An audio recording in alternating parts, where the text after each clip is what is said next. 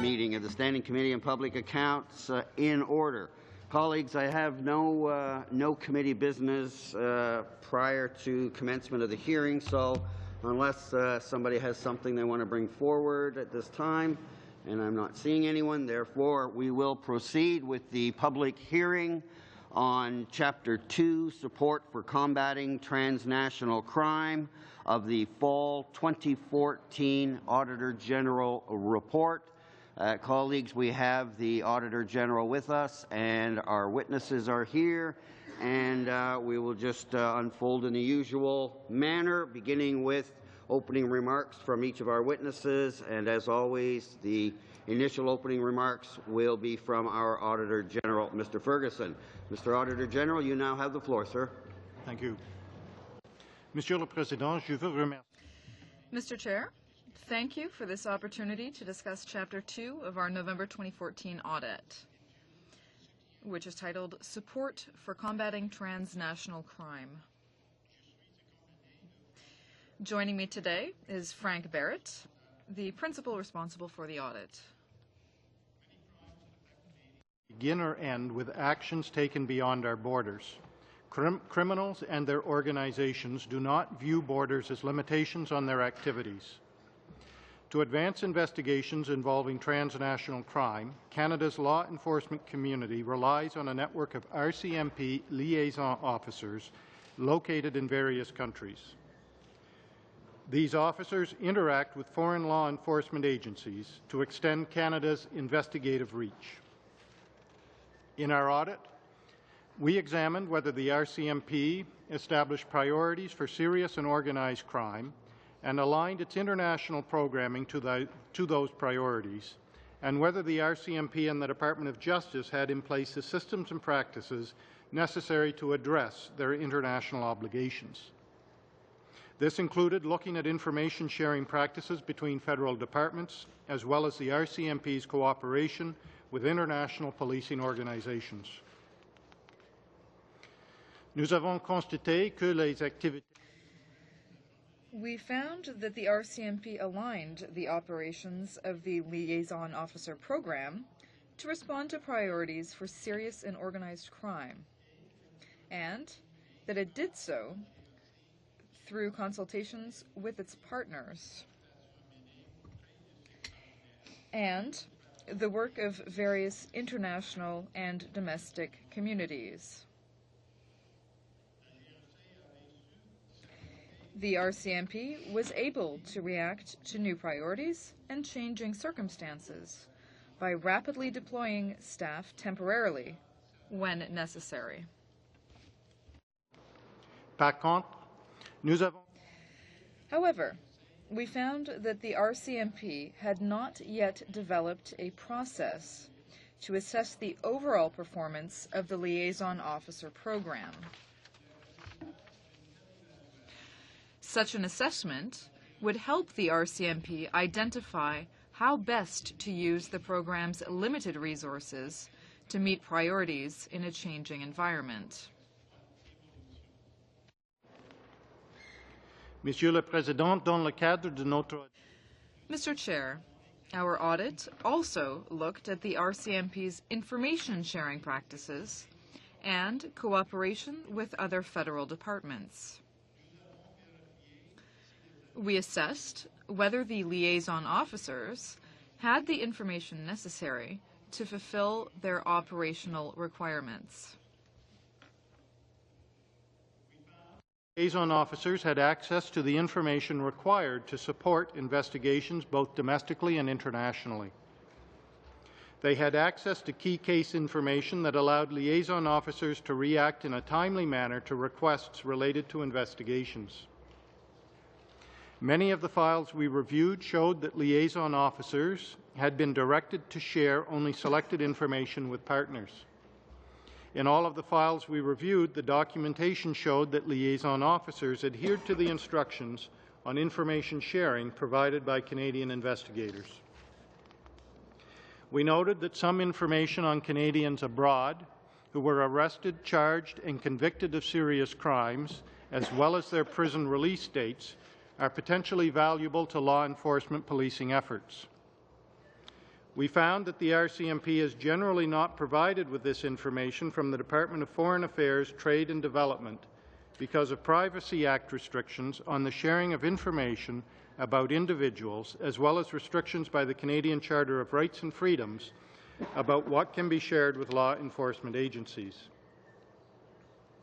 Les pays européens consacrent European countries are dedicating an increasing number of resources to Europol, which is becoming an important avenue for the sharing of information between police agencies. We found that the RCMP had not assessed the costs and benefits of greater participation in Europol, nor the impact that this could have on the size and location of the liaison officer program in Europe. Mr. Chair, our audit also looked at the Department of Justice's processing of requests for mutual legal assistance and extradition. We found that it often took over a year to process the requests that we reviewed.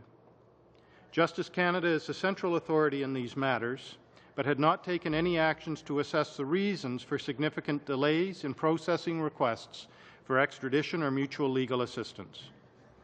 Mr. Chair, this concludes my opening statement. We would be pleased to answer the committee's questions. Thank you.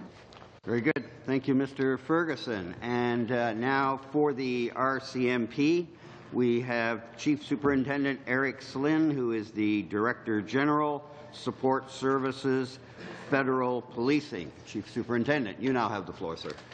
Thank you. Mr. Chair, honourable members, I would like to first thank you for the opportunity to discuss the RCMP's role and support for combating transnational crime abroad, the focus of Chapter 2 of the OAG Fall 2014 audit. The scope of the audit focused on RCMP's systems and practices in place to support Canadian law enforcement agencies to address serious and organized crime abroad, notably our liaison officer program. For clarity, the audit did not assess counterterrorism activities. Je suis le directeur général chargé. I am the Director General in charge of the RCMP's international program to tackle serious transnational crimes such as narcotics trafficking, corruption, money laundering, and human trafficking, to name only a few activities. the RCMP works with its counterparts, its international counterparts, in order to collect information related to our internal investigations and those of other Canadian police bodies. We do not have jurisdiction outside of Canada. We share information through police-to-police networks, multilateral police organizations such as Interpol and Europol, as well as through formal mechanisms, including mutual legal assistance and extradition treaties. The RCMP International Program provides direction, support, and assistance to Canadian law enforcement agencies in the prevention and detection of crimes committed in Canada and those committed abroad that affect Canada. A central part of this program is the RCMP's Liaison Officer Network.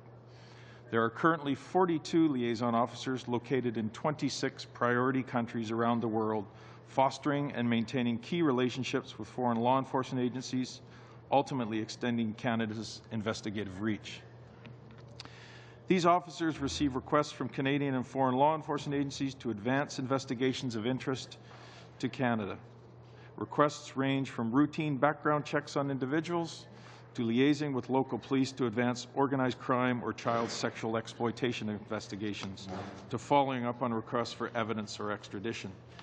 In 2013, the RCMP responded to more than 2,200 requests, of which more than half were related to serious transnational crimes.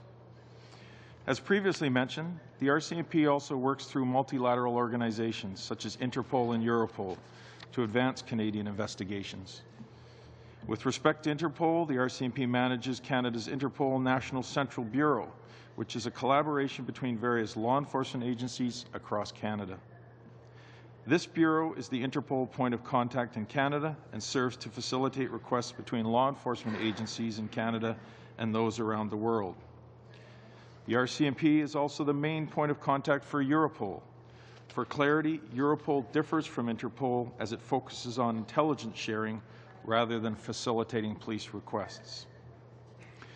The RCMP's international program is an effective tool to advance transnational crime investigations. For example, RCMP liaison officers regularly share information with Canadian and foreign law enforcement partners to advance criminal investigations. However, there are challenges. For example, the RCMP cannot generally access information on Canadians arrested, charged, and convicted of serious crimes abroad held by the Department of Foreign Affairs, Trade and Development because of restrictions in the Privacy Act on the sharing of information about individuals and restrictions in the Canadian Charter of Rights and Freedoms on the sharing of information about Canadians with law enforcement agencies. Par rapport à la vérification en général, in terms of auditing in general, the Auditor General's Office concluded that the RCMP's Liaison Officer program was well positioned to deal with these priorities, in other words, serious crimes and organized crime. However, 3 recommendations were made to improve the program. First of all, it was recommended that the RCMP assess the performance of the Liaison Officer program to ensure that it use its limited resources as well as possible. We agree with that recommendation. In order to make the program more efficient, we are developing a performance management framework for it. This will allow us to use our limited resources more efficiently. We believe that we will be able to implement this framework by 2015-2016. it was recommended that the RCMP assess costs, potential opportunities, and challenges associated with greater participation in Europol. We agree. We have begun a formal assessment to better determine the costs, potential opportunities, and challenges that may result from greater participation in Europol. We plan to complete this assessment by spring of this year. Finally, the OAG recommended that the RCMP work with the Department of Foreign Affairs, Trade and Development to identify information related to Canadians arrested, charged, convicted, or released from prison abroad that can legally be shared, and put in place processes to share this information with the RCMP. Once again, we agree. We are working closely with colleagues from DFAT-D and are hopeful that processes can be improved within the limits of Canadian law. Mr. Chair, honourable members, I'd like to thank you for your time today and look forward to answering your questions. Very good. Thank you, Chief Superintendent. Now we'll move to opening remarks from the Department of Foreign Affairs, Trade and Development, and with us today to do so is Mr. William Crosby, and he is the Assistant Deputy Minister and Legal Advisor, Counselor, Security and Legal. And you, Mr. Crosby, sir, now have the floor. Thank you, Mr. Chair and honourable members of the committee, honourable Mr. Auditor General of Canada. I would like to thank the members of the committee for giving Foreign Affairs, Trade and Development Canada the opportunity to update you on the Department's action plan following the Auditor General's fall report. I'm happy to report that much progress has been accomplished since the publication of the report and that our two institutions, the RCMP and Foreign Affairs, are working in a spirit of collaboration and transparency to meet the Canadian public's interest. De nos jours, un nombre grandissant de Canadiens. Today, a growing number of Canadians work for foreign companies, are involved in student exchanges, and are retiring to the South. Even if most of these trips abroad go well, the Government of Canada is ready to provide consular support in case of problems. Canada has a devoted consular team, and every year they help thousands of Canadians abroad. They do so each time that a Canadian citizen requests consular assistance. The consular team ensures the well-being of Canadians who may be in difficulty abroad. They ensure that these Canadians are treated fairly and according to local laws. We provide consular assistance 24/7. To do so, we have a surveillance and emergency intervention center and more than 260 service points in 150 countries. The increasingly transnational nature of crime, as has already been mentioned. Foreign Affairs is pleased to work with the RCMP as part of the Government of Canada's commitment to protecting Canadians from crimes and criminals that cross our borders. As noted by the Auditor General, information sharing with the RCMP regarding Canadians arrested, charged and convicted of serious crimes abroad is subject to limitations. Specifically, limitations are prescribed in the Privacy Act on the sharing of information about individuals, and in the Canadian Charter of Rights and Freedoms on the sharing of information about Canadians with law enforcement agencies. That said, our department shares relevant information with the RCMP in accordance with Canadian privacy laws, remains committed to doing so when it is in the public interest. Our Management Action Plan outlines initiatives that are currently underway to improve information sharing practices between Foreign Affairs and the RCMP, capitalizing on existing mechanisms such as the presence of an RCMP liaison officer within Foreign Affairs. In September 2014, Foreign Affairs and the RCMP agreed to set up a consular policy dialogue between its senior officials to discuss a number of priorities of interest to both institutions, including information sharing. This dialogue met for the first time in October and will continue to meet on a quarterly basis. As a direct result of that initial meeting in October, we formed a joint working group to discuss information sharing processes in more detail. This working group has already met on several occasions and has been able to address some of the RCMP's concerns on the way information that may be available to Foreign Affairs can be shared. Because we wanted it to be solution-driven, we involved consular, legal, and privacy experts from both institutions. The working group is reviewing the legal framework under which our institutions can share information and is exploring new avenues to share information. It has also reviewed the current mechanisms and identified some quick fixes that will yield significant improvement in the way requests are handled, particularly improving timeliness of response. To address specifically the concerns raised by the Auditor General, the Consular Operations Bureau created the Travelling Child Sex Offenders Committee. This is an internal committee that reviews the information that Foreign Affairs has about consular clients who are convicted of sexual crimes against minors. The work of this committee has created a sound mechanism to review and determine whether existing and new information held by Foreign Affairs could be lawfully shared in light of the Protecting Victims from Sex Offenders Act. This Act came into force in 2011 and stipulates that for those Canadians who are convicted of sex offences abroad and who are returning to Canada, Their names may be included in the National Sex Offender Registry. In support of these initiatives, we're also taking this opportunity to review our publications and training for consular staff to have a common understanding of what we may lawfully share with the RCMP and how we do it. Protecting Canadians from criminals who commit crimes outside Canadian borders remains a key commitment of the Government of Canada. Foreign Affairs, Trade and Development Canada will continue to work with the RCMP to improve lawful information sharing practices between our two institutions to the benefit of the Canadian public. Thank you. Very good.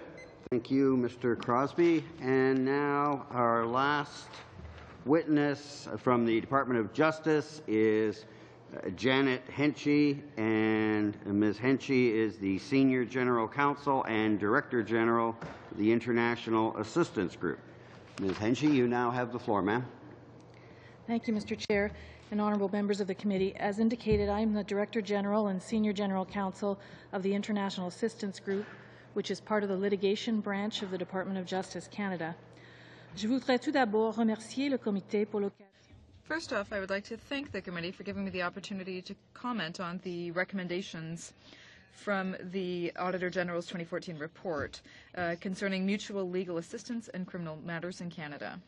The Department of Justice, acting on behalf of the Minister of Justice, is responsible for the liaison and coordination of mutual legal assistance and extradition requests made to and from Canada, and for the management of Canada's treaty relationships in these areas of international cooperation. We are pleased to note that the report found our processing of extradition and mutual legal assistance requests to be within expected timeframes. That said, we are aware of the need to ensure that extradition and mutual legal assistance requests are reviewed and processed in the most timely and efficient manner possible in order to provide the best possible service to domestic and international law enforcement and prosecutor partners. The Auditor General has noted that the work of Justice Canada accounts for only 15% of the overall time needed to process mutual legal assistance requests, and similarly he points to the fact that we are only directly in control of roughly 30% of the overall processing time for extradition matters. So clearly, we need to continue to work closely with our domestic and foreign partners if measurable improvements in processing times are to be achieved. À cette fin, nous prenons To this end, we are taking appropriate measures to identify and reduce any excessive delays that might hinder our efforts to make this process more effective. These steps include conducting a comprehensive review of our outstanding file inventory for the 2014-2015 fiscal period with a view to identifying cases that result in significant delays, examining the reasons for these delays, and implementing measures where possible to address substantive delay. In addition, throughout the 2015-2016 fiscal year, the Department of Justice will arrange meetings with significant treaty partners, Canadian investigators and prosecutors, to discuss methods to mitigate lengthy delays that may reduce the effectiveness of international cooperation. Ces mesures sont incluses dans notre... These measures are included in our detailed action plan.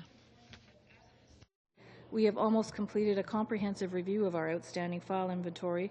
We have also specifically reviewed the files of our two major partners, the United States and France, and have already begun discussions with these two partners through face-to-face bilateral meetings in order to assess whether delay has been a factor in mutual legal assistance and extradition cases to and from these countries. That concludes my opening remarks. I'd like to thank the committee for your time and your attention. I'll be happy to answer your questions and to provide any additional information for the purposes of the committee study. Thank you very much. Very good. Thank you, Ms. Henchy. Appreciate that. A couple of notes before we begin the rotation. First, on the all-important action plans, it would seem that we are able to give an A to the RCMP and the Department of Foreign Affairs, Trade and Development for having their action plans in well in advance. We were able to circulate it to members. Justice, you got it in on time, but just so you get a C. So room for improvement there, but still met the requirement.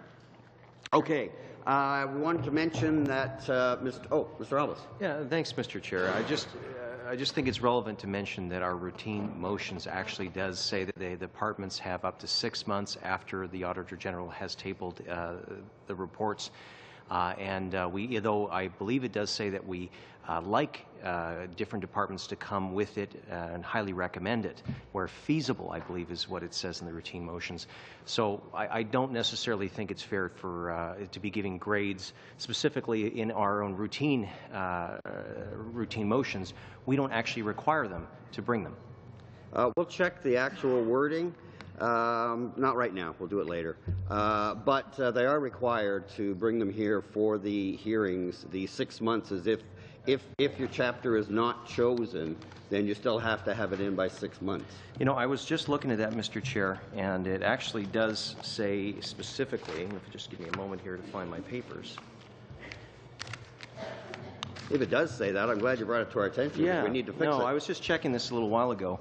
It was agreed that all departments and agencies of the federal government that have been subject to a performance audit by the Office of the Auditor General of Canada provide a detailed action plan to address the audit recommendations which have been agreed to, including specific actions, timelines for their completion, responsible individuals to the Public Accounts Committee and the Office of the Auditor General of Canada within 6 months of the audit being tabled in the House of Commons, and that departments and agencies that are invited to appear before the Public Accounts Committee to discuss the findings of the audit of an audit should, when feasible, provide an action plan to the committee prior to the hearing, and that departmental action plans and progress reports received by the committee be published on the committee's website. So again, Mr. Speaker, or Mr. Chair, these rules have not changed. It's my understanding that these were the same routine orders that previous iterations of this committee did. But that being said, I think I've made my point. Thank you, Mr. Chair. Yes, and I make mine in that should and feasible, and nobody contacted us to tell us that they couldn't get it here in that time. Therefore, they met the deadline, but we do prefer to have them in time to circulate. And again, Mr. Chair, just in the spirit of everyone getting along and everyone, including departments, knowing what the expectations of the committee, because I do know you set a very high bar for the committee, and I think that's a very good thing. It may be the clerk can confirm that, because we do have a new clerk, that expectation is being told to departments so that no one is caught blindsided on these kinds of matters. Yep. We'll revisit the letter that goes out to make sure that it is very explicit. And if you raise a good point, maybe we should tighten up should and feasible and just make it clear that they have to be here. But I think there's an understanding that if there's extenuating circumstances, things do happen, we would certainly be open to that. But the expectation has been, and always has, and I'm the longest serving member on this committee in the entire Parliament, is that those action plans are here for us for these meetings, and nobody failed. So save your arguments for when somebody gets a crack on the wrist. No, but again, Mr. Chair, I would just point out that these have been adopted by previous iterations of the committee, and that's what has been decided. It's not up necessarily to individual interpretation. That being said, I look forward to the committee hearing today. That's good. But if you think you got the last word on it, you didn't. They are expected to be here, and it's only by exception that they're not in trouble. That's that. Now, we'll begin the rotation in the usual procedure, and we will start off with Vice Chair Carmichael. You have the floor, sir. Well, thank you, Chair, and welcome to our witnesses today, and thank you for your testimony in support of Chapter 2. I'd like to address a few questions to Mr. Ferguson, if I may. Mr. Ferguson, in your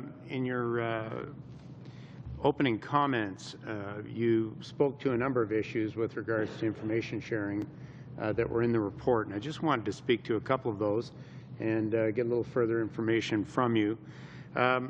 Specifically, I would like to ask what significant barriers within government exist to sharing information between agencies on crimes committed by Canadians overseas. I wonder if you could specifically just touch on that one. Well, in terms of the information sharing between the RCMP and Foreign Affairs, Trade Development and Canada, we identified, particularly, I guess, in paragraph 2.51, and I think that it has been mentioned here a number of times, that in terms of determining what information can be shared, it's important that Foreign Affairs, Trade and Development Canada respect all of the different requirements of the Privacy Act and the Canadian Charter of Rights and Freedoms. So certainly there's an interest, I think, in finding ways to share what information can be legally shared, but it's also important to respect the fact that there are restrictions on what can be shared in legislation. So I understand the issues around the Privacy Act. I guess my concern is balancing the work and the needs of the liaison officer in trying to do the best work they can do for us overseas and being restricted internally. And I'm wondering, in some of Mr. Crosby's or one of his paragraphs in his opening statement, he spoke to a meeting in September and October where Foreign Affairs and the RCMP got together and worked through a number of different issues. Are you finding ways, Mr. Crosby, or perhaps even Chief Superintendent, in how these hurdles these barriers might be better overcome so that our people are more effective in the work they're doing overseas? Yes, thank you, Mr. Chair. We are working closely with the RCMP to identify how the existing legislative mechanisms that we have can be applied in specific situations. So what we have done is we've created an internal committee in our department that brings together privacy experts, legal advisors, and consular officers to look at specific situations that could be where information could be shared in the public interest with the RCMP. We've also discussed with the RCMP how we can improve our ability to respond to their requests under Article 8(2)(e), investigating authority seeking information from us. Because we found that sometimes we were getting incomplete requests from the RCMP, so we worked with them to make sure that there's a standard form that's used and we get standard information. Then the last thing that we've been doing in our department is working to ensure that our consular officers understand their obligations to come to headquarters and advise us when there are cases that should be looked at from a public interest perspective. Those cases then are brought back to headquarters where we bring together this committee and review individual cases to make those determinations. So improving the internal process and then improving the process with the RCMP in the interest of being able to share specific information in the public interest. Mr. Ferguson, on balance and in your opinion, with the audit completed and some of the findings within the audit with regards to information sharing, would the sharing of this information lead to the expeditious resolution of cases and possibly even the prevention of ongoing criminal activity? It's difficult, of course, for me to specifically answer that question, but I think what I can say is that it was my understanding as we went through the course of the audit that the RCMP has determined that there is certain of this type of information that could be useful to them. In the course of their investigations, and to the extent that the information can be legally shared, certainly we feel that we encourage the RCMP and DFAT-D to work together to find ways that everything that can be shared legally can be shared in a way that is done on a timely basis. So I can't say specifically, that the information might have helped this or that or another investigation, but it was my understanding through the course of the audit that the RCMP has identified that this type of information may be useful to them, and to the extent that they can receive it legally, then that would help in their investigations. Okay, sorry, time has expired. Thank you. And continuing rotation, over to Monsieur Giguère. You have. Merci, Monsieur le Président. Thank you, Mr. Chair, and I'd like to thank the witnesses for their excellent presentations. My first question has to do with the RCMP, the police. Currently, when a Canadian is detained in a foreign country, or is arrested in a foreign country, immediately the Department of Foreign Affairs and Consular Services are informed of that. Now, would it not be useful in some cases to have our Foreign Service be given the opportunity to interview that individual? For example, if someone in Bangkok was arrested because they had 10 kilos of cocaine or heroin, and would it not be useful to be able to have an investigation in Canada? So, I mean, currently, would you be able to do that sort of thing? Do you have the resources necessary to do that? Thank you for that question. I think first and foremost, we have to understand that liaison officers do not have the authority, as they do in Canada, in a foreign jurisdiction. So we're guided very much by the laws of that country. So what we may want to do an interview, which yes, it's a very good point. We would like to do an interview if we're aware of that arrest. But secondly, that interview may not be permissible under the laws of that country. So we have to navigate the legal road in that regard. So, but we would, yes, in many cases it would be advantageous to interview an individual arrested. You would like a chance to comment too, please. Go ahead, sir. Yes, just a comment. First of all, we are not automatically notified when a Canadian is arrested abroad. It's up to the Canadian to decide whether or not they wish to communicate with us. They have a right under the Vienna Convention to talk to their government through our mission abroad. But many countries do not, as a matter of course, advise us if a Canadian is being arrested. So our knowledge of who is abroad and whether they've been arrested really depends on the Canadians telling us that fact. Et toujours en respectant les droits.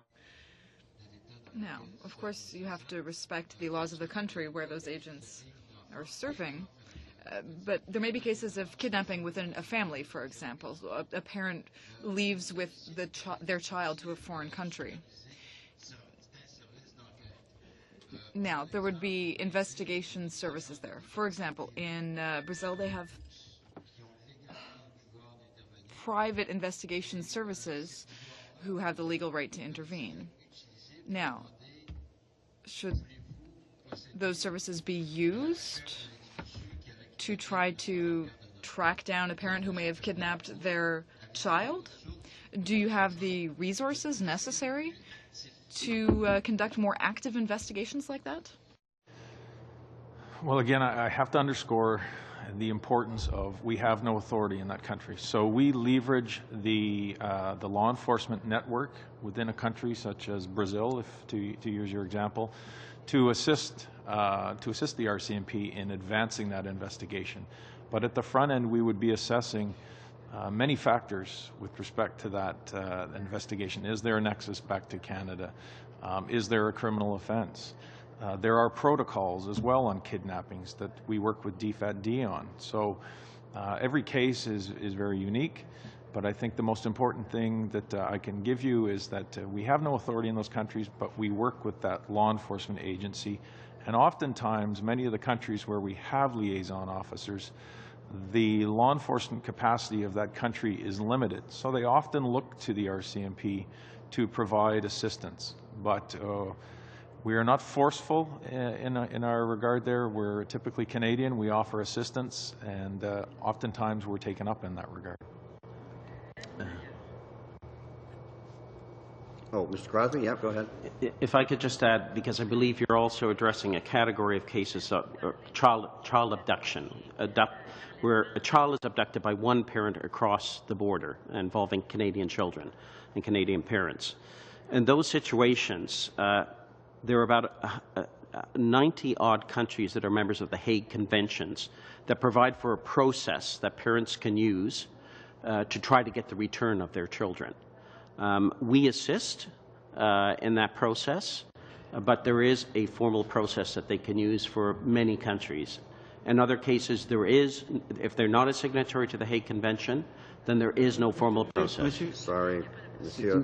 No, sorry, time has expired. Mr. Crosby, you can finish your comments, and then we're going to move along. Go ahead. So there are the countries that are members of the Hague Convention and ones that are not. If it's not a member of the Hague Convention, then parents do not have an automatic process that they can use, and they come and seek the assistance of Foreign Affairs. Very good. Sorry, time has expired. Moving on now to Mr. Hayes. You have the floor, sir. Thank you, Mr. Chair. This question will be for the Auditor General. And in your report, you mentioned that your auditors had consultations with representatives from foreign police organizations, and you talked about how things happen in their jurisdiction. And the report mentioned the UK specifically, and it says that their consular officials tell other relevant UK authorities when a citizen is arrested abroad for certain serious offences. So I'm trying to get an understanding. Have you examined the privacy legal framework that the UK officials operated under? I'll ask Mr. Barrett to give more details, but certainly what we say in paragraph 2.53 is that in keeping with their legal framework, right? So we recognize the fact that the sharing that they are doing is based on their legal framework, and our legal framework may be different. But I'll ask Mr. Barrett if he's got any more details to give you on that. Yes, thank you, Mr. Chair. Just to add a little bit to that, generally, excuse me. Generally speaking, we are dealing with countries that are signatories to the Vienna Convention. However, their legal frameworks do tend to be different. So there was more latitude in some of the sharing of information allowed between agencies in some of the other countries that we looked at. And this was specific, obviously, to our Privacy Act and the Canadian Charter of Rights and Freedoms. Yet nowhere in the report does it give an example of, you know, what can be shared versus what can't be shared. So I'm looking for an example of what might be different in the UK that they could share that in Canada we wouldn't be able to share. Well, just I would say in general, certainly what we were hearing from liaison officers and consular officials in a few other cases was it was routine and a normal practice to share information that comes into the consular office with their law enforcement agency. Specifics in terms of what type of information well, they can share versus something that we couldn't share. It's just it's just a general theme. It would be, for example, information has we know of X, Y, and Z citizens in this country, of our citizens that have been arrested. This may be something useful to you. Now, Mr. Crosby, you had mentioned, or the report had mentioned, that only 17 of 34 requests were actually provided. And if I'm reading the report correctly, these were requests by the RCMP to your Department of Foreign Affairs. And you said that you've put some things in place to make that better. So can you give me a sense of, since those new things, whatever they might be, have put in place, what are they for starters? And has there been an improvement in terms of your ability to respond favorably in more than 50% of the cases? Well, you'll be familiar with the O'Connor report of a few years ago that looked at the situations of Mahir Arar. And that report made a number of recommendations about how consular information should be safeguarded, but it also, I think, helped us to determine how we could, on an individual basis, decide when the public interest outweighed the interest of protecting someone's privacy. What we had to add to the equation is to set up a process that brought together the experts, privacy experts, people who understood the legislation and the commitments under the Privacy Act, Department of Justice, legal advisors who could help us to look at how you apply those tests to an individual case, and then the consular officers.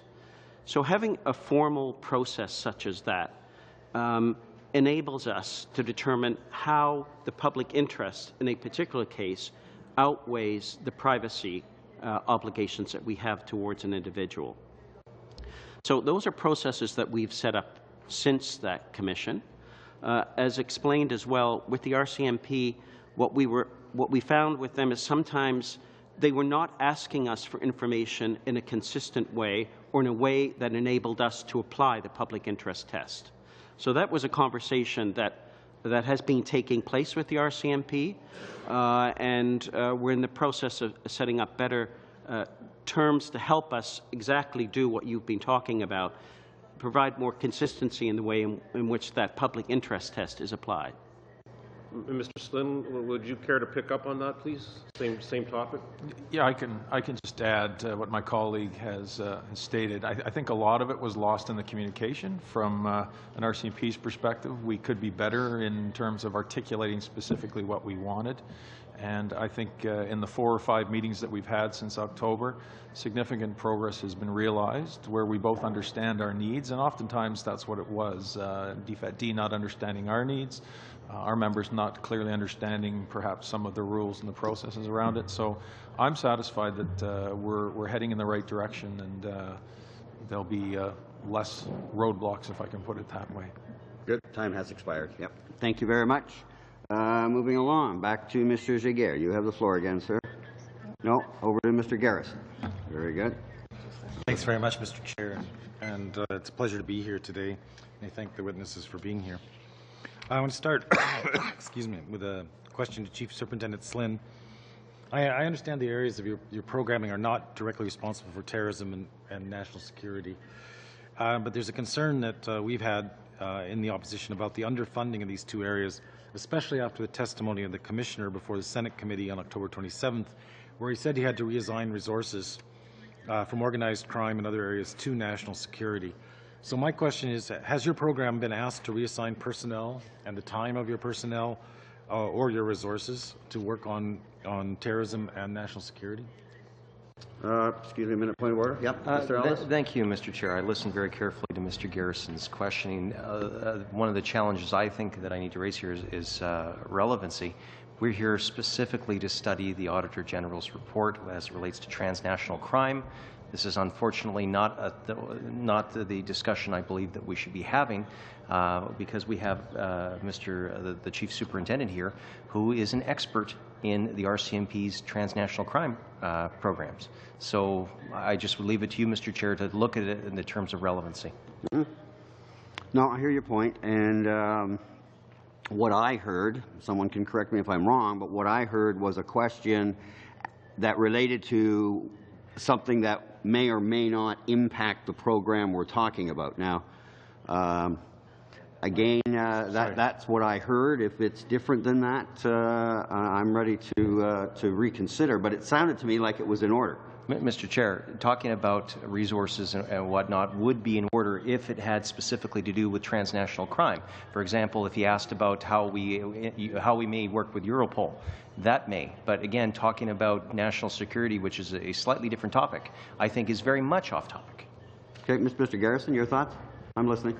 Well, my question was about resources available for transnational crime and whether he'd been asked to reassign or divert any of those resources. So it seems to be directly relevant.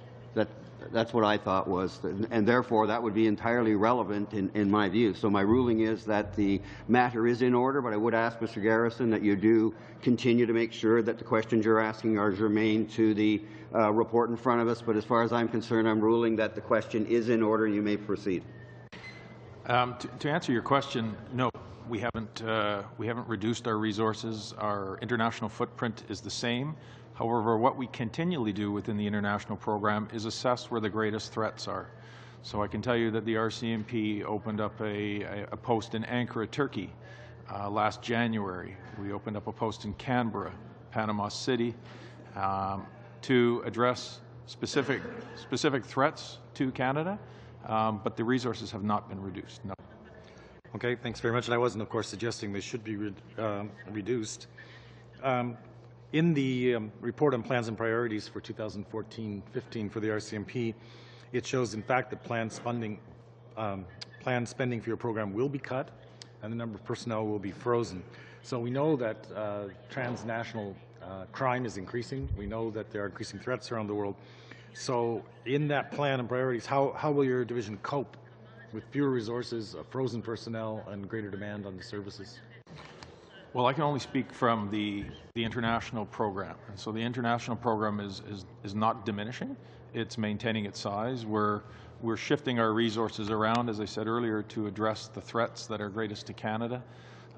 In fact, we've actually increased the program.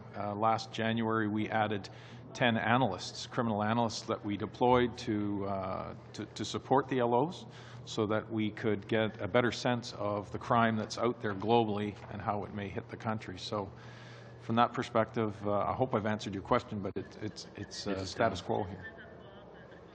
Well, with respect in your own plan, it does show a slight decrease in your resources for the next fiscal year, but I'm taking your point that it may be so slight it's not significant. Not internationally, no. Okay. When you talk about sharing of information, the Conservatives have asked you a lot of questions about that. What I'm really wondering here, if the problem has been a failure to communicate between the agencies rather than the legal obstacles to sharing.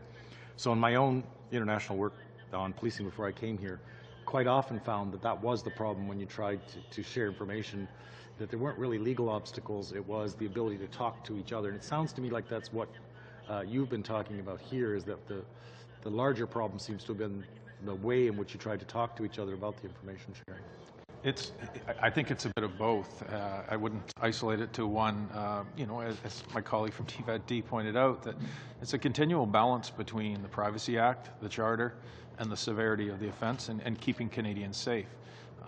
But it also is sometimes miscommunication on the issue of MLATs. When we look with DOJ, the police don't lay out the MLAT perhaps as correctly as we should, not as doesn't become as expeditious a process as it should be. So I think it's a shared responsibility in a number of different ways. Mr. Crosby, you want to add? I don't think it is miscommunication. We have very different mandates. The mandate of Foreign Affairs with respect to consular services is to assist Canadians when they're in distress abroad, including people who are arrested and detained. And that mandate means that we have to preserve that information, and we have to act to use that information only in the best interests of the client. We're not a law enforcement agency. And I think the O'Connor Commission particularly made us all aware as civil servants that the mandates that we've been given by Parliament, our departments and under the Acts of Parliament, are ones that give us specific responsibilities. And when those mandates come together, for example, in this case, both in protecting Canadians when they're abroad, but also looking after the public interest, then we have to have the procedures that help us to understand how those mandates can both be respected. It's a complex business. When we pass on information to the RCMP, for example, we provide the context in which that person may have been found guilty of a particular crime in a foreign jurisdiction. We provide caveats as to how that information can be used. Because you can imagine there are many foreign jurisdictions in which the due process is not what we as Canadians would regard as due process. So we want to make sure that we protect the privacy of the individuals while at the same time looking after the broader interests of Canadians and being protected from those who might do harm to them. Okay, sorry, time has expired now. Now over to Mr. Aspen. You have the floor, sir. Thank you, Chair, and welcome officials to our committee. I'd like to start with Chief Superintendent Slynn. Overall, it seems like the performance of the audit done on the RCMP Liaison Officer Program was positive. As I would note, the report concluded that the priorities for serious and organized crime, it established these priorities. It aligned its international programming with those priorities, and it has the necessary systems and practices in place to address its international requirements. So perhaps we could start with maybe a brief overview in your view of the general conclusions drawn on this report. I think the conclusions were very fair. They were on point. If we look at the Europol issue, we're working on leveraging Europol for greater intelligence sharing, greater situational awareness.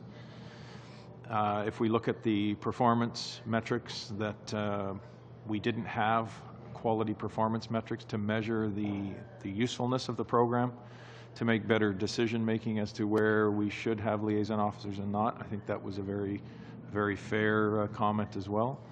And as we've discussed quite a bit here with our colleagues at DFAT-D, I'm very, very pleased about the direction we're heading and the processes that are in place there. So very proud about what our liaison officers do abroad. When we compare them with our U.S. colleagues and our British colleagues who are much more robust and are everywhere, we can hold a candle to our colleagues. We're very well respected around the world and what we do with what we do. And I think that was reflected in the report from the Auditor General, that we do very well with the resources we have. Okay, thank you. And the third recommendation was that the Department of Justice Canada should work with its domestic and foreign partners to develop performance measurements to better monitor the timeliness of responding to requests for extradition and mutual legal assistance. This kind of seems as though it might be more directed at justice than the RCMP. But perhaps could you share your thoughts on how it could have possibly have an effect on your work? Well, navigating the labyrinth of legal paperwork when you're dealing on an international stage can be challenging. But just like our colleagues at DFAT, we work with DOJ. Case in point, we bring the Department of Justice in on our pre-deployment training, which is 3 weeks. So for every liaison officer that goes out and is deployed abroad, Department of Justice comes in, presents to those liaison officers their expectations, what's involved in MLATs, how to fill out the proper paperwork. So we're in constant contact with our colleagues at Department of Justice. Can we do better? Absolutely. But I'm confident that we're working seamlessly with our colleagues there. Over the years, how have you described the process? Has it evolved to a better relationship, a more understanding relationship, more clarity, or? I think the relationship is always good. The relationship is about individuals more than agencies, and we've worked well. I mean, there's frustrations when you're dealing in international investigations and trying to collect evidence and getting evidence from other countries. That's the nature of bureaucracy. However, at the end of the day, we collectively do our best to get that job done and ultimately to keep Canadians safe. Thanks, Chair. Very good. Thank you. Moving along, we have Mr. Vaughn, who is with us here again. You, sir, have the floor. Thank you very much. Looking at the stat of that 17 out of 34 requests were denied, 17 out of 34 were accommodated. Putting aside the format in which the information was requested, the 17 that were denied, is there a pattern there that we should be interested in? And is there a pattern there that might speak to changes in the privacy rules that might make that exchange of information more efficient? Well, for us, there are a couple of key elements that will improve the process.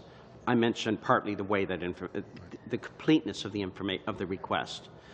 Another element of that is training our consular officials to red flag cases, for example, involving child sex offenders, so that they come to the headquarters and then we can make a determination, working among our experts, as to what we should do with those particular cases.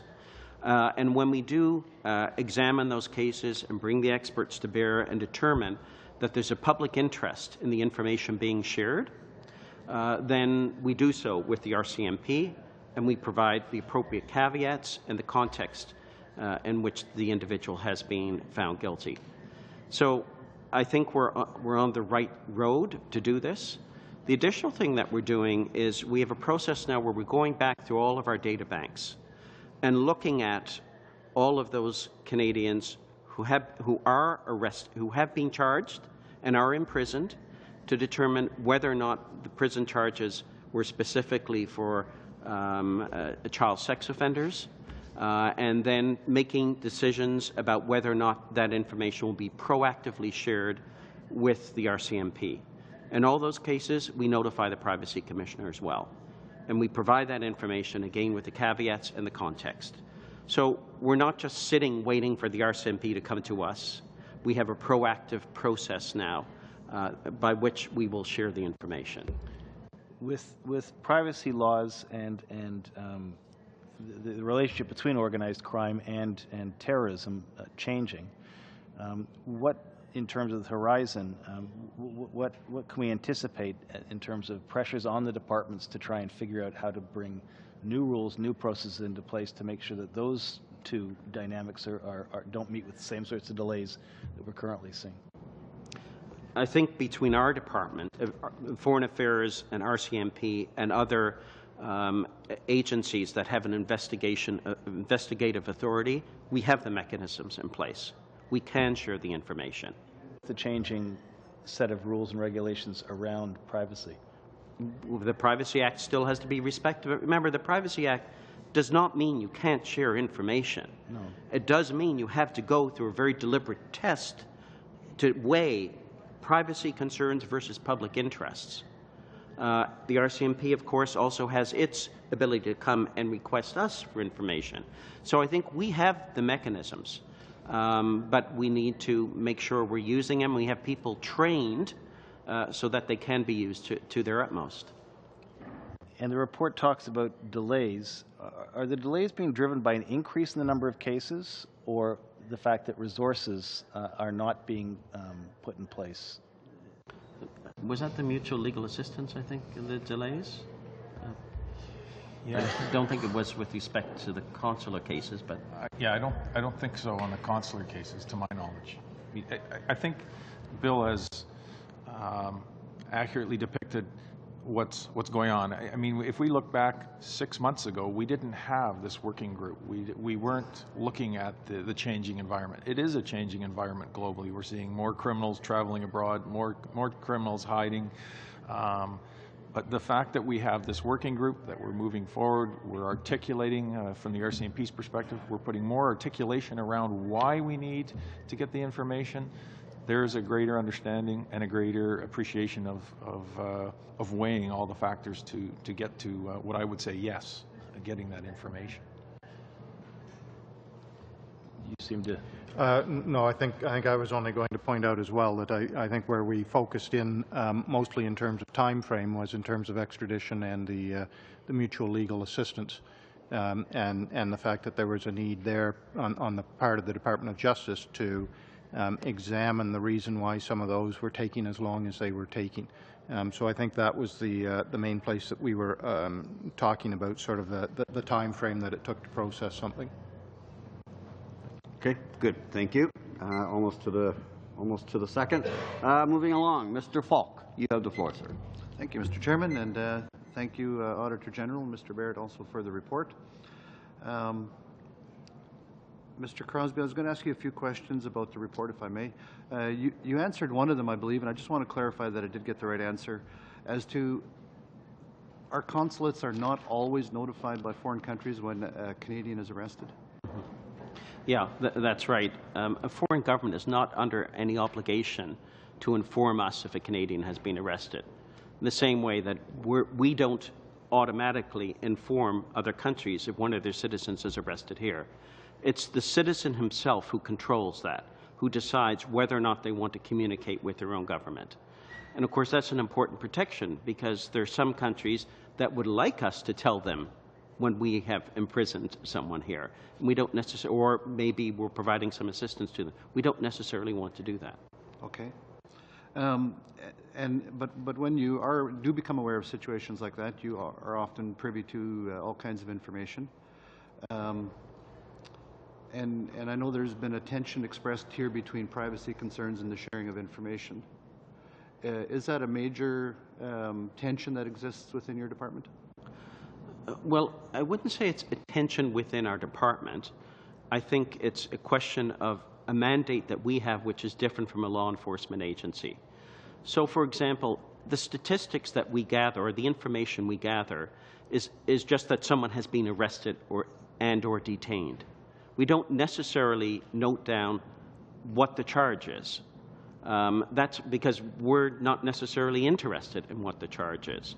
But one thing we are doing is going back through our databases to find out what information do we have on those who have been convicted, so we could more clearly identify cases that could be of interest from a public interest perspective, and those are ones that we would share with the RCMP.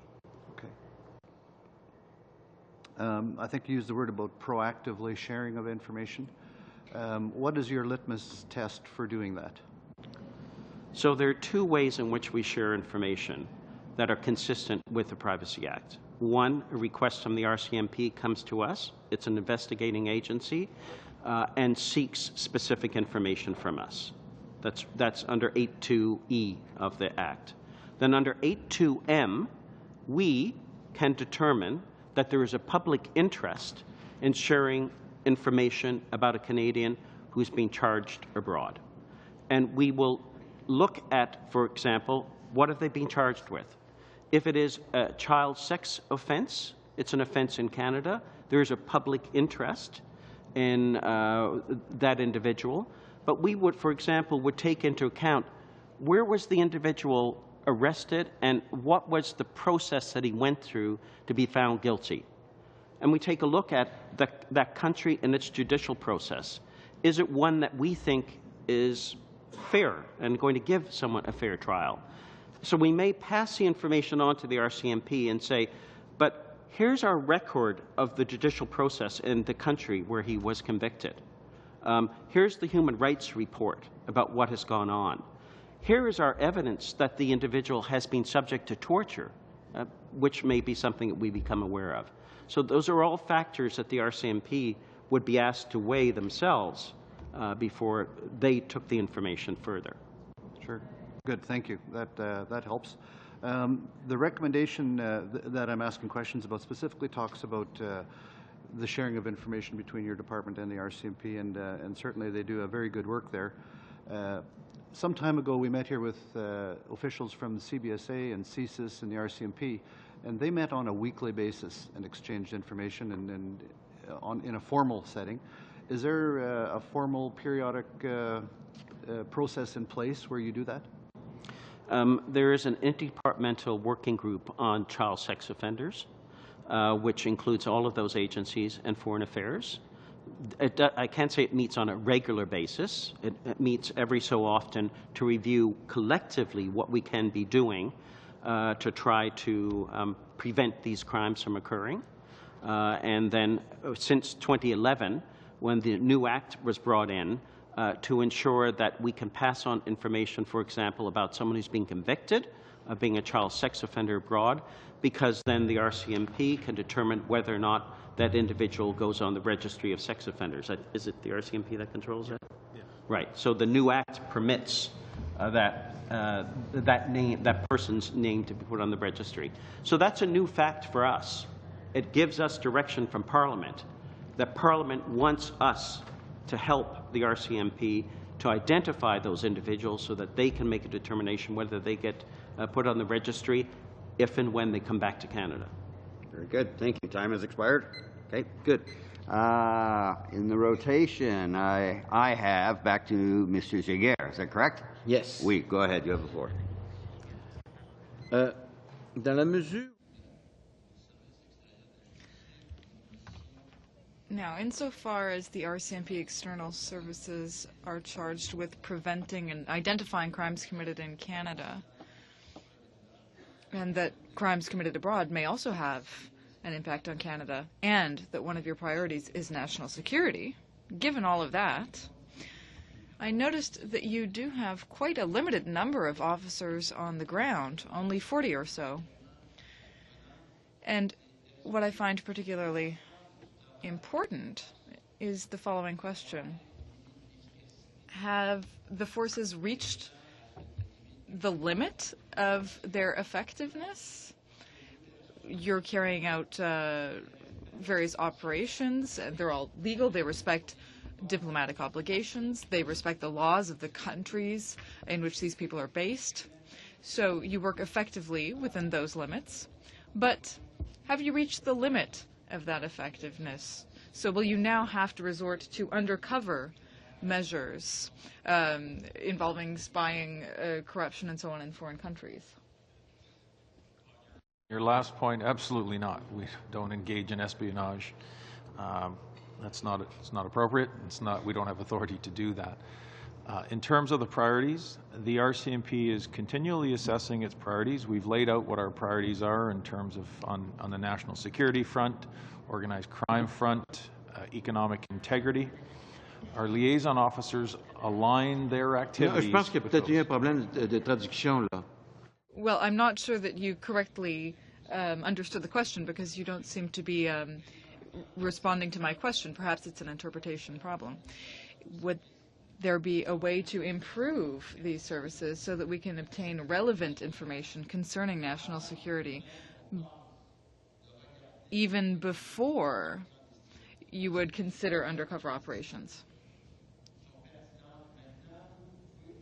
So, would you be able to obtain the information that you need to respect national security by improving the efficiency of your service? That is for our liaison officers to build strong relationships with those foreign law enforcement agencies. And once those strong relationships are built, information flows on a police-to-police level, which is acceptable.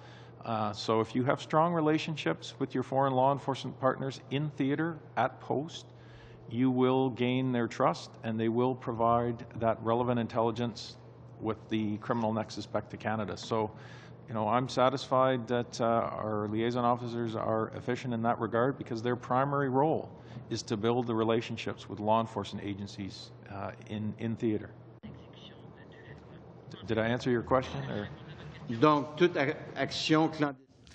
So any undercover operation by any Canadian would undermine that relationship of trust. So any undercover operation would actually harm the effectiveness of your interpersonal relationships with foreign organizations. Is that correct?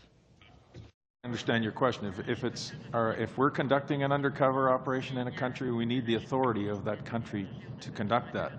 If they're conducting undercover operations in that country by that law enforcement agency, that's their legal right to do. I'm not quite so sure I understand your question. Je veux dire, essentiellement, si...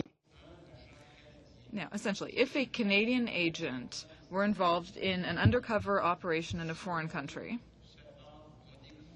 and if his actions were discovered, that would harm your relationship with the police officers in that country. In that country, absolutely. But we always ask for the authority of that country to conduct any undercover operation. We have no authority. In fact, our undercover operators would be subject to arrest if they were engaged in such activity. Merci, Monsieur le Président. Thank you, Mr. Chair. Now, concerning the dangers associated with these missions, unfortunately, in the past, we've seen that in places like Lebanon, the French-American forces and Israeli forces and embassies were actually destroyed.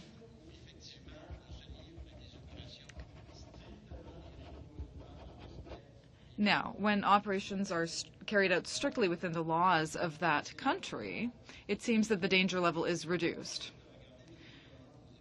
But I've been looking at the places that some of your agents have been deployed, and I think there are places where it would be very useful to deploy them, like Egypt,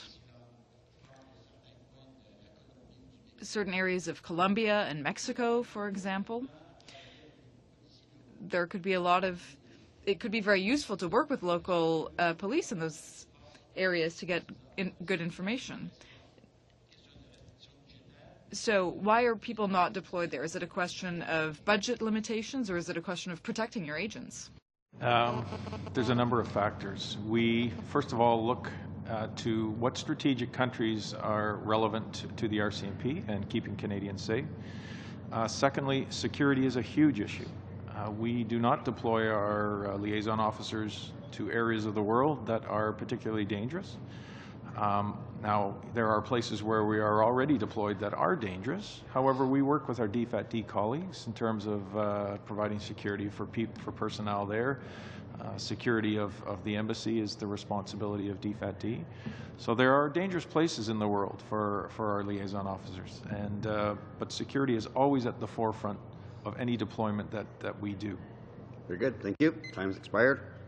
Over now to Monsieur Woodward. You have the floor, sir. Merci beaucoup, Monsieur le Président. Thank you very much, Mr. Chair.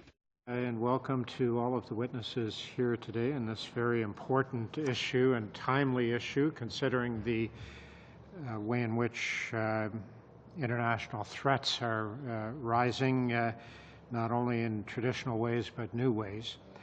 I'd like to begin by asking some questions around the recommendation found at paragraph 2.38 of the Auditor General's report. That recommendation suggests that the RCMP should assess the costs, potential opportunities, and challenges associated with greater participation in Europol. And I'll begin with the Auditor General and ask a few questions, and then I'll go to the RCMP representatives. But I wonder, Mr. Ferguson, if, without violating any confidentiality, you or your principal could describe for us a little bit more about what precisely it is that the Europol Canadian liaison officer does, and how is that different from what other liaison officers do? I actually, well, I'll ask Mr. Barrett to give you more information. I think it's probably a better question for the RCMP. They can probably give you more details. I think, though, in paragraph 2.36, we do point out that the one liaison officer working at Europol was participating in 3 of the 22 Europol thematic intelligence projects, synthetic drugs, payment card fraud, and outlaw motorcycle gangs. So those were the things that they were working on through Europol. I'll ask Mr. Barrett, though, if he has any more information for you. Yes, thank you, Mr. Chair. Happy to elaborate excuse me, just a little bit on that. There is a difference between what we saw. We did visit Europol, and we were also, of course, saw many of the liaison officers in different embassies. In the embassies, they're working with very local police organizations, sometimes a national police, sometimes local police, but they're reaching out and having all their contacts. At Europol, you have, in effect, it's something like 150 police organizations with, one or multiple representatives all working in the same building. And the idea is they're each bringing the intelligence from their own country together, and they're exchanging that information, and they do it in a formalized way through a series of working groups. And they also have a lot of informal contacts as they get to know the other representatives from the other countries. But as Mr. Ferguson said, perhaps our RCMP representative could elaborate. I would, in fact, like to do that next and to ask the RCMP representatives to elaborate. And I'm struggling with on what specific occasions would recourse be required to Europol that would be different than what any of the other 20 European liaison officers would do. And I'm wondering if it's a question of preventive intelligence as distinct from after-the-fact crime investigations. Is that the difference? And can you shed any light on that, Superintendent Slint? Sure. Well, first of all, Mr. Barrett has a job at Europol afterwards. He's articulated it well there. The beauty of Europol is it's one building with numerous European law enforcement location or personnel. The other beauty is it's loaded with criminal analysts, and each of those European representatives bring intelligence from their respective organizations, and they feed it into Europol, which makes for more efficient investigations, allows you to get ahead of the game. So it's really an access point. You have all people herded in one location. There's a lot of sharing of intelligence, and then they create certain focal groups, certain crime groups. The RCMP's also recently added cybercrime, so we're participating in that focal group. Are we saying that those 20 liaison officers in Europe do not have access to Europol? They can't access it. Only someone who's accredited can, specifically accredited? Is that what That's we're saying? correct. All the European Union countries have access to that. Canada is not part of the European Union, of course, so we're invited, but they have all access to the database. And the way the intelligence works at Europol is there are safeguards in place there. So if the RCMP wants to put intelligence into a database, they want to put the name of Eric Slynn to see if he's involved with any criminality, Other European Union countries look at that, they would get a hit on Eric Slynn's name, and they would be told, go see the RCMP representative. They wouldn't provide any other information, but it's a form of linking law enforcement agencies together on a common goal. That's the beauty of having Europol there. Okay. Sorry, time has expired, Mr. Woodworth. Next in rotation, back to Mr. Vaughan. You have the floor, sir. Just one question. I guess the concern that's starting to emerge, and I think it was from a member opposite, about the notification process. Is there a parallel notification that's not part of this evidence that we're looking at today around terrorism? For example, if someone is arrested, the worry we have is that their civil rights may preclude notification to RCMP and other agencies that there has been an arrest or a conviction registered of a Canadian. I mean, we hear about the sex offenders registry, but I think the attention and the issue that's probably seized many of us with developments in recent months is that around terrorism. Would that not necessarily be automatically filed across to RCMP? Well, if it's somebody who is, first of all, charged with being a terrorist abroad, that we become aware of because they come to us as a consular client, right? It's not the foreign government who comes to us. It's the client who says, I'm a Canadian, I want to talk to my government, I've just been arrested. Then we would flag that in our system. We've asked all of our missions, if there is someone who is being charged with a serious crime, we flag that. But they've not been convicted in any way. We would then go through the public interest test as to whether or not information should be shared. Remember, of course, I mean, the RCMP and our own other security agencies practicing their own mandate are out there collecting and gathering information. So it would be very rare that we would be the only ones with information. Okay, understood. And maybe if I could add to highlight this situation, in a police-to-police environment, if we've built those positive relationships with those law enforcement agencies in theater, often those agencies will come direct to the RCMP and say, we've just arrested an individual, here's his name, and we would go through the same process that DFAT-D does, determine the veracity of the information, look at it, look for caveats. So sometimes it doesn't come, in fairness, through DFAT-D, it doesn't come through that route. If we're doing our job effectively, it comes police to police. So this is where the follow-up question is, if resources are frozen and if new agents are not being, or new agencies are not being created overseas, how do we broaden that network if the network in fact is being shrunk? If the liaison officers aren't present in areas where this activity is high, how do we network if we're not there to network? We, in the case of the RCMP, we leverage our Five Eyes partners, the U.S., the Brits, the New Zealand Aussies. So we leverage very heavily on our colleagues in other countries, like-minded countries, to help us out in countries where we aren't. And like-minded, or likewise, we do the same for some of those other countries because they can't be everywhere. And how often is the roster of locations reviewed, and how often are changes made to those liaison officers' specific sightings in terms of the map that we were showing? It's a continuous process. We are always evaluating where our needs are, where the threats are.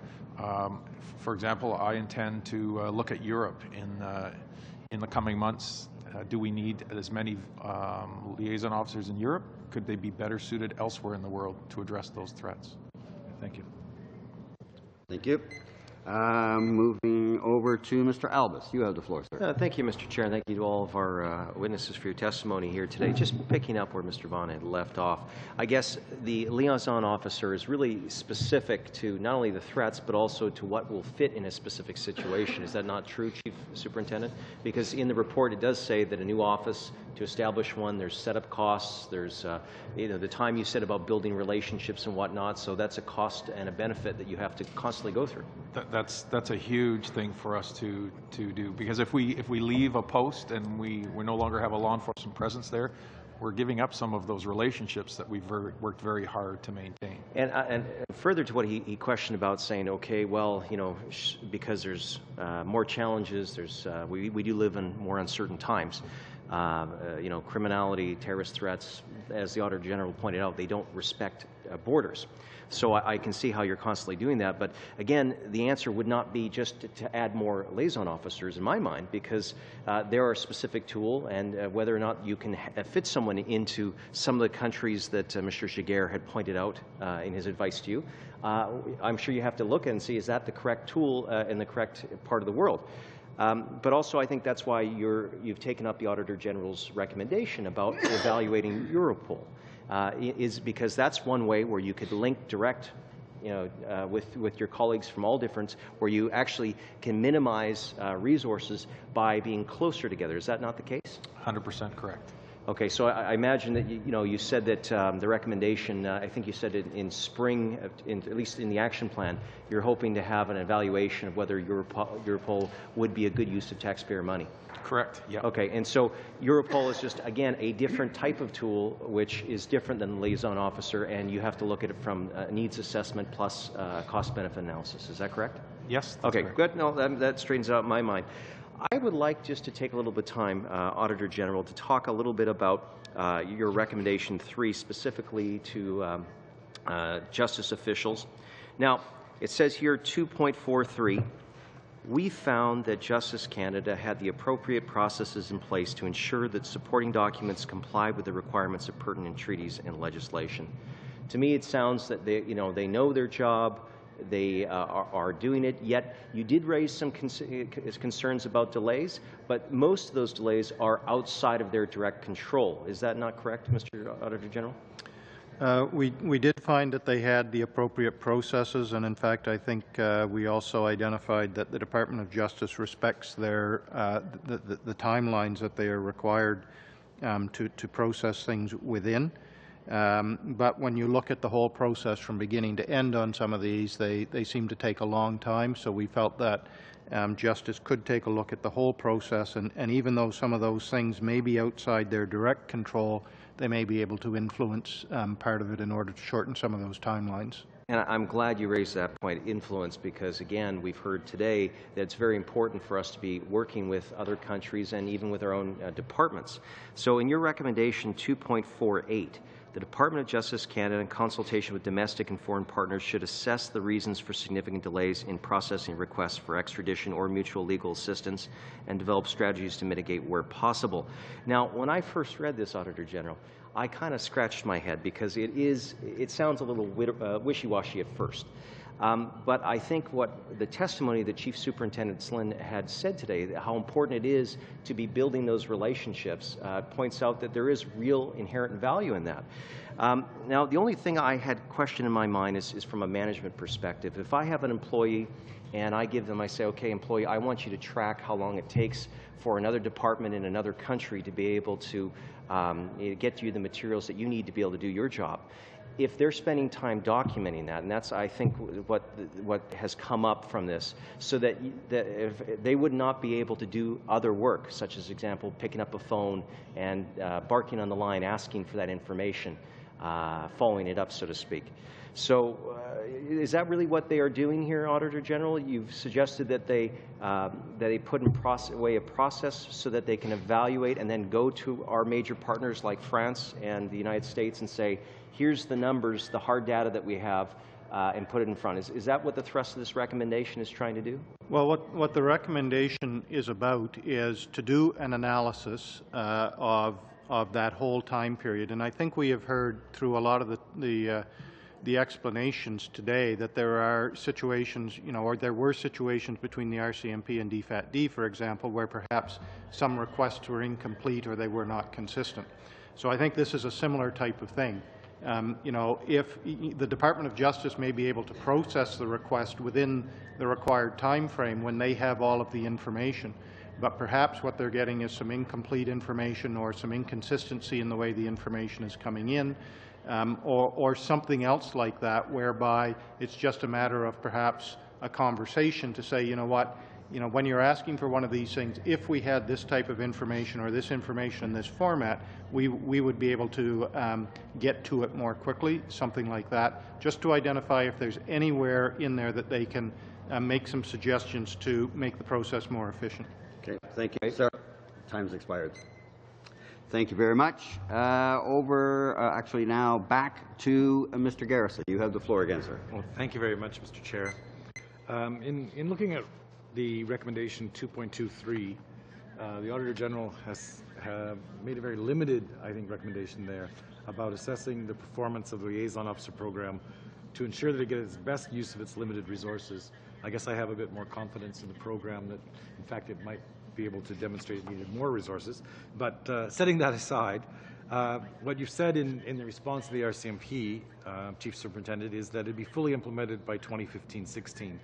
So we're just about to, just a couple months, enter the 2015 fiscal year. So when it says fully implemented by the end of the fiscal year, what does that actually mean? Does that mean you're going to start on it at the beginning of the year and be done by the end, or where are we on that? I think it'll be done by the end of 2016. Will be good. But does that mean you'll have measures in place by then, or you will have done the measuring by then? We are in the midst right now of establishing what those measures are, and those will be rolled out, I would say, within the coming months. And so, by the time we get to the budget process for the next year, will you have those so they can be useful for the next budget cycle? So for budget 2016? Yes. I hope so. So do I. I'm optimistic. Okay, we'll both be optimistic on that one. I also want to ask about recommendation 2.48 that Mr. Albus just asked about, and that should exempt me from his relevancy police duties, since I'm asking about the same section. In terms of justice delays, it talks about 15% of the delays for mutual legal assistance being under the Justice Department control, and 30% for extradition under Justice Department control. But if I read your response seems to respond only to those where it was not in your control. And am I reading that correctly? Thank you for that question. I think you are reading that correctly, on the basis that 15% of the delay is not an unreasonable amount of time. So just because we use the word delay doesn't mean it's unreasonable delay. So 15% of the time taken to process a mutual legal assistance request, there has to be time involved in processing it. And I believe the Auditor General, and they can correct me if I'm wrong, felt that that was a reasonable amount of time. And with respect to the extradition aspect, 30% sounds like more, and it is, because extradition is a lot more legally cumbersome, and it involves court proceedings, and it involves a period where advice has to be provided to the Minister of Justice for him to make a decision with respect to whether to order surrender, and that has defined timelines within the legislation. And so we are meeting the requirements of the defined timelines. That would be the 30% time that we're using. So we're looking to all the other areas where we don't, as was indicated earlier, have direct control, but where we may have some influence. We work regularly with a whole series of partners, treaty partners, by way of example, the countries that are making requests to us and to whom we're making requests. Domestic partners like the RCMP, where we could continue to work to give more training, because this is a bit of a technical legal area, and it's very important to the RCMP in processing their investigations to get our assistance, and sometimes it's complicated and they don't always understand how to do it. And so we're working on having better training in order to assist them to make their requests more easily, so that we'll be able to process them more effectively. And then in addition to that, we work with prosecution services across the country. So because there's so many different partners involved in this, it's sometimes difficult to control the whole time process. So would you say then that your 15 and 30% of the time, as you're characterizing it, that's not a result of lack of resources? Those are just a part of the system? Yes, I'd say it's part of the system. Okay, then I'd like to go over to the Auditor General and see if that's the same understanding of delay and the time taken up that Justice has just given us. Well, I think what we identified is that the amount of time, you know, when you look at the whole amount of time required, Justice's portion of that time was 15% or 30%. I think when you look at the recommendation in 48, we say, you know, the Department of Justice Canada, in consultation with domestic and foreign partners, should assess the reasons for significant delays in processing requests. So I guess never let it be said that we let anybody off the hook from looking at efficiency in processes. So certainly more of the process is outside of what justice does, so there may be greater opportunities for reductions in the time there. There may also be some efficiencies that could be had within justice's processing as well. So we wouldn't say don't look at that, but I think the more fertile ground is probably outside the amount of time that justice spends on them. And time is our problem right now. It's expired. So thank you. And over for our last member, back to Mr. Woodworth. You have the floor again, sir. Thank you, Mr. Chair. And I'd like to begin. Pardon me. Sorry. Problem?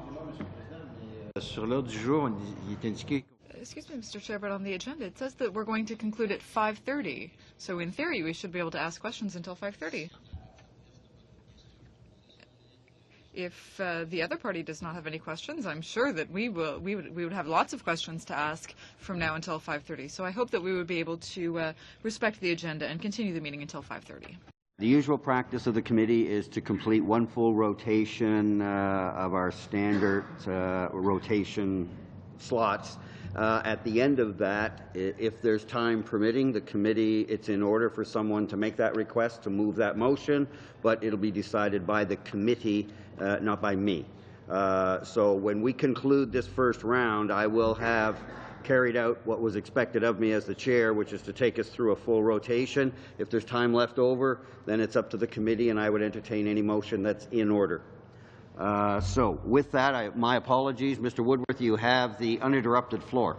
Thank you, Mr. Chair. And I'd like to ask Chief Superintendent Slynn to help me correct the record, because I think when we conversed earlier, I was throwing out a hypothetical number of 20 liaison officers in Europe. And in fact, it's more like 8 or 9 liaison officers in Europe. Is that correct?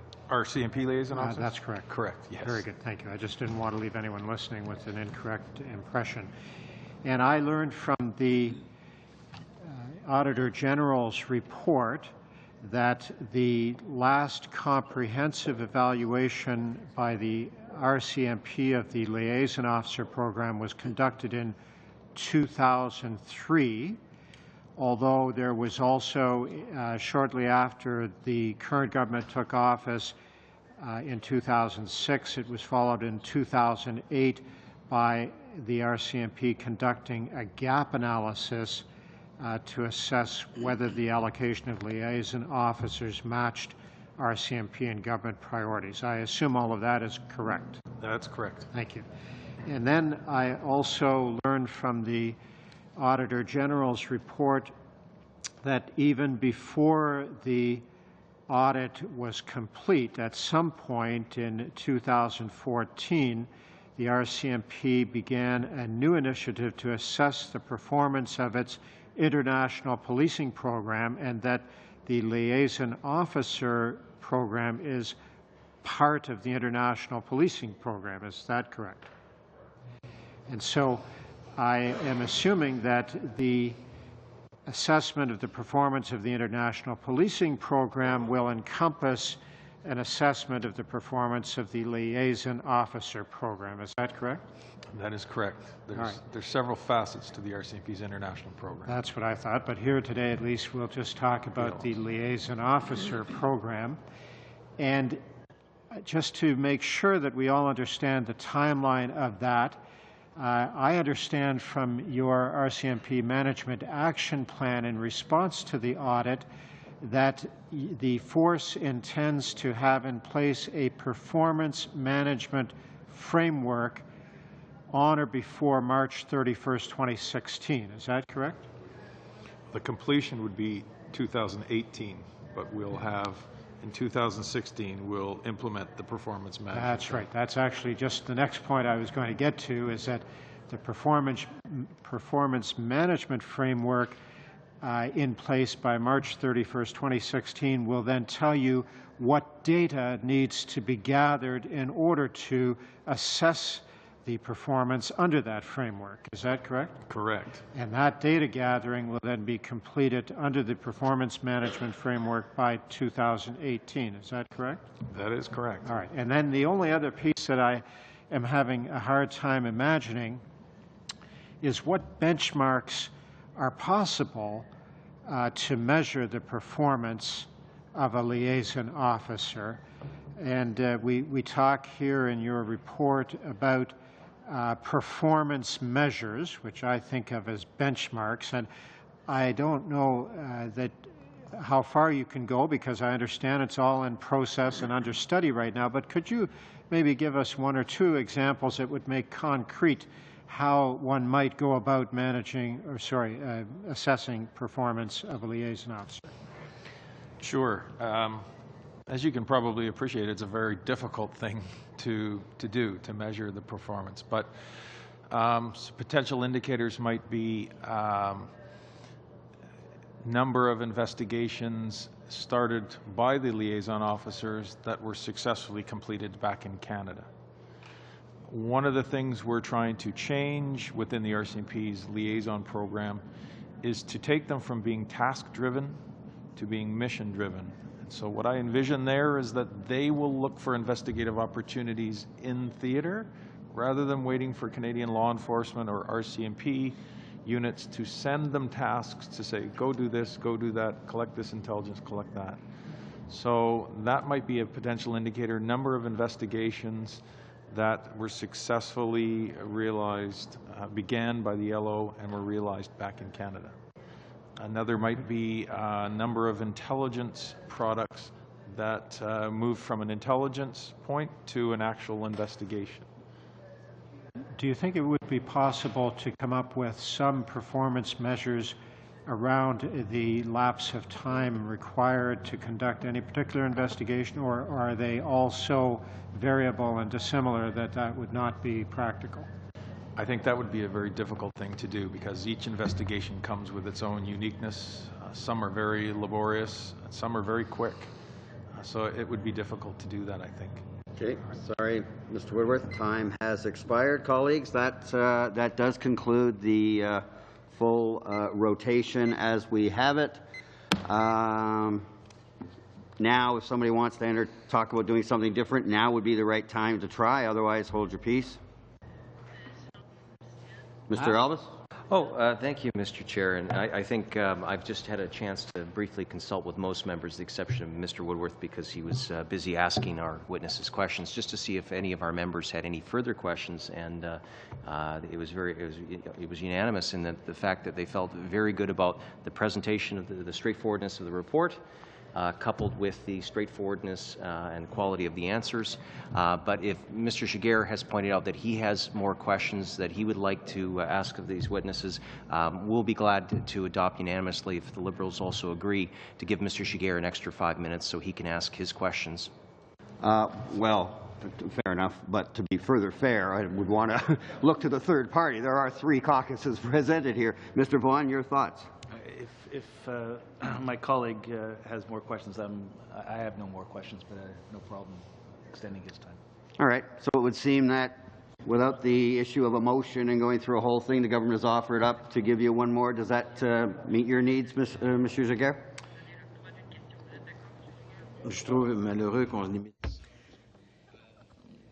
Well, I think this is unfortunate because my Liberal colleague might have had other questions concerning the budget, for example. And Senator Desjardins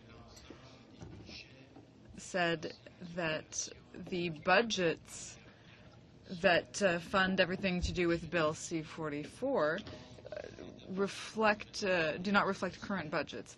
So, in fact, the budgets for law enforcement were made before Bill C-44, and that raises a lot of questions, particularly as far as justice is concerned. 5 minutes. Both the other 2 parties out of 3 have agreed to give you that 5 minutes. My advice to you would be either take the 5 minutes or place a motion that you know for sure is going to lose. So I leave it up to you, sir. Those are your options. You might want to grab the 5 minutes they're giving you and ask the question. Mr. Speaker, I have only one possibility. You accept the 5 minutes. That would seem to be that way to me. Therefore, you now have the floor for 5 minutes, Monsieur Giguère. Bonjour. Well, Good afternoon.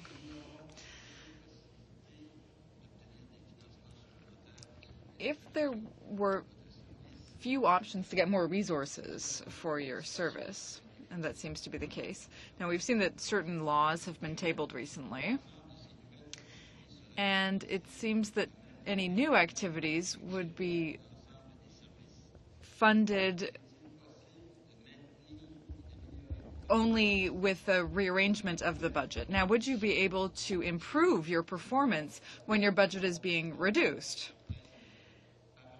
So, can you reduce red tape? Can you reduce the administrative burden within your departments and still have the same level of effectiveness? Well, the RCMP acts at the behest of the government. If the government chooses to give the RCMP more money, I'm sure we'd be very happy about that. However, I think it's important for us organizationally to look at our priorities, align our priorities. The Commissioner's been clear about that, and that's what we do, whether it be with our liaison officers or with our officers on the street or our officers fighting financial crime. We attack at the greatest threat, and we work with the budget that we have. Très bien. Very good. Yeah. There are many players involved in ensuring Canada's security and protecting Canada from external threats. We have the RCMP, the Foreign Service, the Canadian Forces, and so on. Now, is there one place or one administrative organization where all of those players can come together and exchange information? What I want to know is, are we taking all necessary measures to avoid any redundancy, or a situation where one organization has information that another organization does not have?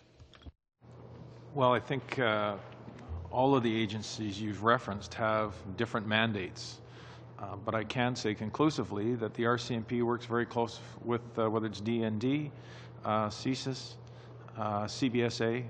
We endeavor to reduce redundancy wherever we can.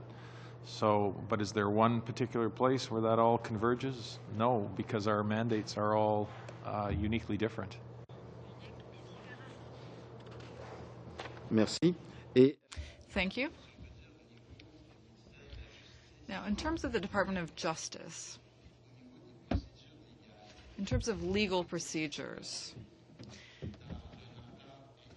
is it possible, according to international treaties with other countries, to have plea bargaining if someone is detained in a foreign prison? Would it be possible for that person in a Colombian prison, for example, to come and serve 100 years in Canada, or to obtain a reduction of their sentence in exchange for his cooperation in denouncing his criminal partners in Canada, for example? That's an interesting question that I don't think I'm equipped to fully answer. So every country has their own laws, and I am not an expert in the laws of every country. Many countries have no plea bargaining at all for their domestic procedures, and I think Colombia might be one of those. Plea bargaining is more or less a North American institution. But regardless, the only way that you could serve a sentence, is, that I understand it, for something you've done in another country in Canada is through the exchange of prisoners treaties. So if a person is convicted in a foreign country and they're a Canadian citizen, they can apply, if there's a relevant treaty in place, to serve their sentence in Canada. That's the only way that I'm aware of that somebody serving a sentence in another country could come to Canada. And as far as cooperating with law enforcement, that's a matter for my friends at the RCMP to answer, but I suspect, like me, they would find it very difficult to answer that question. It would be very fact-based. Yeah. Monsieur le Président, Mr. Chair, I have another question on a different subject. We've seen that there have been procedural delays in terms of executions and service requests. Everything seems to indicate that the current system is working well and that the delays are simply related to established laws and procedures. Now, is there anyone in your department who is considering reevaluating all of these laws and regulations concerning extradition in order to significantly reduce these delays? Brief answer, please. We always consider whether any laws can be improved, and so I guess the answer to that is yes. We always are looking at whether it's possible to improve the legislation, but whether or not amendments are made is a matter for the government to decide. Okay, thank you. Time has expired. And with that, I will, on behalf of the committee, thank all our witnesses for being here today. Everybody did an excellent job of, I think, trying to answer the questions as fulsomely as possible and keeping it brief. It's a very, very good effort. So, unless someone has a reason not to, and I can't imagine what that would be, this committee is about to adjourn, but not before we give you our thanks so much for the time you gave us today, but also the jobs that you do. They're all very important, and notwithstanding we do hold everyone to a high account, to high standards, we do appreciate all the work that you and your colleagues do, particularly as it relates to keeping Canadians secure. And Mr. Auditor General, always great to have you in here, sir. Look forward to having you back. And with that, colleagues, this committee now stands adjourned.